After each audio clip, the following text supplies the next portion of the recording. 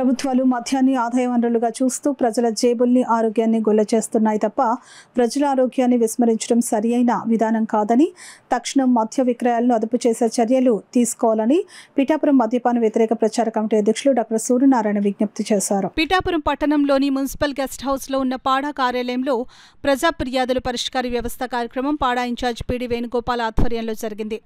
వివిధ శాఖల అధికారులు హాజరైన ఈ కార్యక్రమంలో ప్రజలు ఫిర్యాదులను పీడీకి అందజేశారు. అలాగే నియోజకవర్గంలో మద్యం బెల్ట్ షాపులను తొలగించాలని, సమయపాలన అమలు చేయాలని, మైనర్లకు మద్యం విక్రయాలు జరపకూడదని, వీటిపై కఠినంగా చర్యలు తీసుకోవాలని పిఠాపురం మద్యపాన వ్యతిరేక ప్రచార కమిటీ నాయకులు పీడీకి ఫిర్యాదు అందజేశారు. ఈ సందర్భంగా డాక్టర్ సూర్యనారాయణ మీడియాతో మాట్లాడారు. ప్రజల ఆరోగ్యాలు ఏమవుతున్నాయి, ఆడవాళ్ళు ఎలా లోపలోమని ఏడుస్తున్నారు, ఈ విషయాన్ని దృష్టిలో పెట్టుకోండి. మద్యాన్ని ఆదాయ వనరుగా చూడకండి. మీరు ప్రజారోగ్యం అని ఊదరగొడుతున్నారు.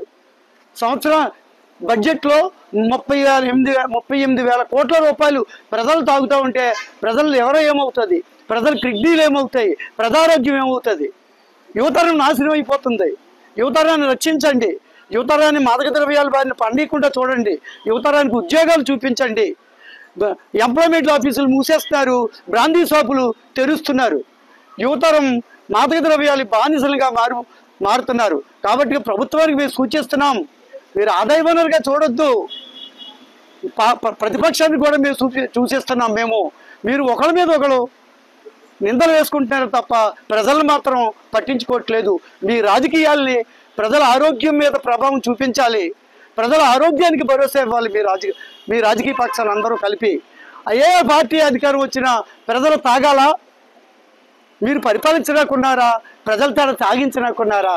ప్రజారోగ్యాన్ని బాగు చేయడానికి ఉన్నారా? ప్రజారోగ్యాన్ని పాడు చేయడాకున్నారా? ఈ విషయాలు మీరు విజ్ఞతతో ఆలోచించండి అని మా మద్యపాన వ్యతిరేక ప్రచార కమిటీ మీకు తెలియజేస్తుంది.